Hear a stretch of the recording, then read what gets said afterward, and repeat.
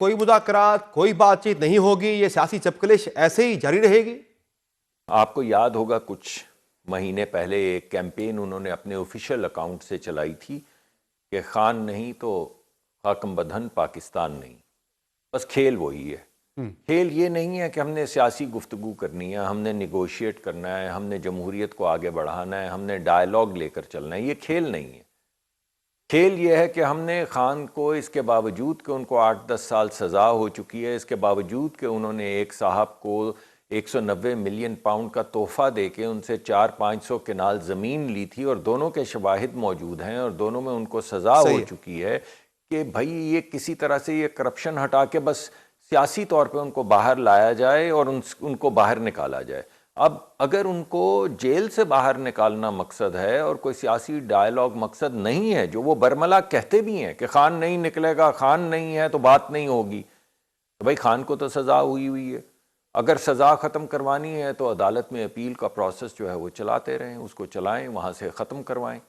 اگر آپ یہ کہیں کہ ہم جلسہ کریں گے ورنہ خان کو باہر نکال دو، تو پھر ساروں کو ہی نکالنا پڑے گا. جیل میں جتنے لوگ ہیں سب کو چھوڑ دینا چاہیے، پھر کسی کو بھی پکڑنے کی ضرورت نہیں ہے.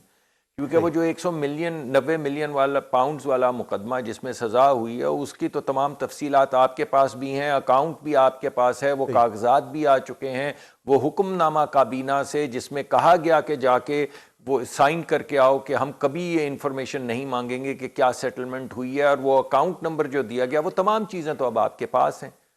اب آپ اس کے باوجود اگر کہیں کہ اس کو چھوڑو گے تو بات ہوگی، تو پھر بات کیسے ہوگی بتائیے؟ پھر ملک میں آئین قانون ختم کر دیتے ہیں، جیلیں بند کر دیتے ہیں اور سب سے بات کر لیتے ہیں.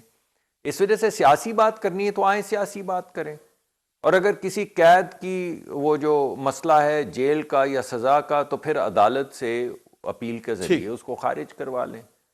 اب یہ بات کہ نہیں خان کو چھوڑیں، پہلے جو آپ کے سامنے بھی وہ کہہ چکے ہیں کہ بات ہی نہیں ہوگی 10 مرتبہ، تو میں تو اب تھک گیا ہوں. 3 سال سے یہ بات ہو رہی ہے، جب بات شروع ہوتی ہے وہ کہتے ہیں پہلے خان کو چھوڑو.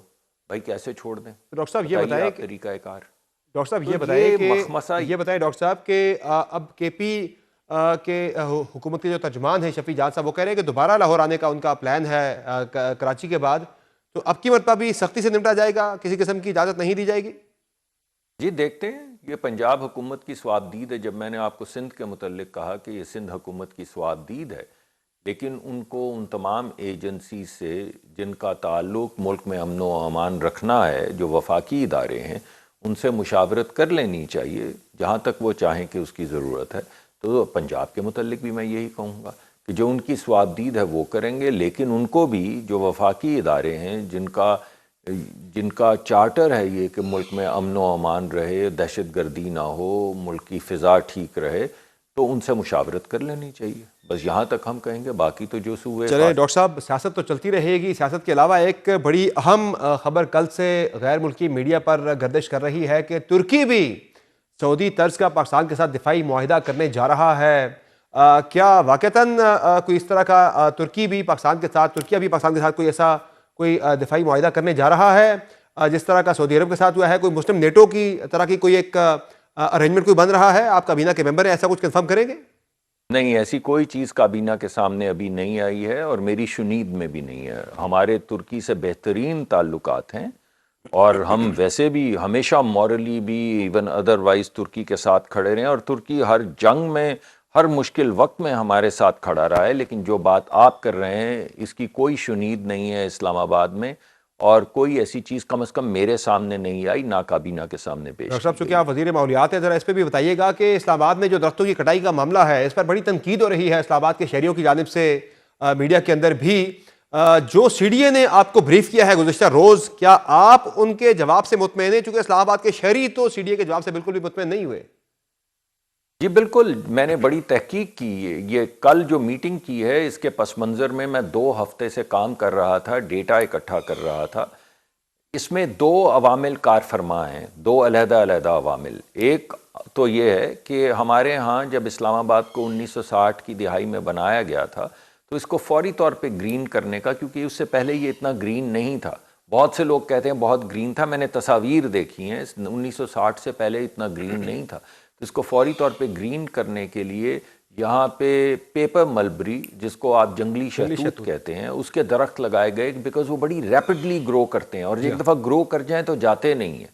لیکن اس وقت کسی کو شاید یہ نہیں معلوم تھا, یہاں پہ آبادی بھی بہت کم تھی, کہ پیپر ملبری کی وجہ سے یہاں پہ الرجی آتی ہے, یعنی پولن سے ریلیٹڈ جو الرجی ہے وہ پیپر ملبری سے آتی ہے. اور اس کی وجہ سے وہ لوگ جن کو استھما ہو, بالخصوص وہ لوگ جن کو COPD ہو, آپ نے بزرگ دیکھے ہوں گے جو آکسیجن کی بوٹلز لے کر. لیکن ڈاکٹر صاحب یہ جو درختوں کی کٹائی کا معاملہ ہے اس میں جو CDA کی طرف سے موقف اختیار کیا گیا ہے کہ ہم نے صرف جو ہے پیپر ملبری کے درخت کاٹے ہیں, یہاں تو صرف پیپر ملبری کا معاملہ نہیں ہے, یہاں تو شہری کہہ رہے ہیں کہ پرانے درخت بھی کاٹے گئے ہیں اس کے علاوہ بھی. تو CDA کا جواب تو بالکل وہ آپ کو انہوں نے غلط بریف کیا ہے. درخت تو یہاں پہ کافی بڑے توانا درخت جو ہے پیپر ملبری کے علاوہ بھی سینکڑوں بلکہ ہزاروں کی تعداد میں کاٹے گئے ہیں. اگر آپ مجھے اجازت دیں تو میں انہی کی تفصیلات کی طرف جا رہا تھا آپ کے پاس.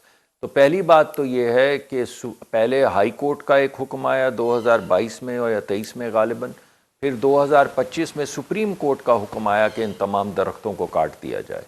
اس کو بھی سامنے رکھتے ہوئے, اس کے باوجود کہ سپریم کورٹ کا حکم آیا, ہم نے ہیلتھ منسٹری سے ایک پوری ٹیم کے ذریعے یہ باقاعدہ ایک ریویو کروایا اور انہوں نے کنفرم کیا اور لکھ کے دیا کہ ہاں یہ وہ درخت ہیں جس سے COPD کے جو بزرگ ہمارے لوگ ہیں ان کی زندگی خطرے میں پڑ سکتی. دوسرا, اسلام آباد کے ماسٹر پلان میں 2 قسم کے علاقے ہیں, گرین علاقے جہاں پہ کنسٹرکشن نہیں ہو سکتی اور براؤن علاقے جہاں پہ کنسٹرکشن ہو سکتی ہے. یعنی پرائیویٹ سیکٹر میں اگر کسی نے کوئی ہاؤسنگ سکیم بنانی ہو یا اسلام آباد میں CDA نے کوئی نیا سیکٹر بنانا ہو, کوئی کنسٹرکشن کرنی ہو, تو وہ براؤن علاقوں میں ہو سکتی ہے. کل مجھے کنفرم کیا گیا کہ کوئی گرین علاقہ ایسا نہیں ہے جہاں پہ یہ کنسٹرکشن نہیں کی گئی, جہاں پہ یہ کنسٹرکشن کی گئی ہے.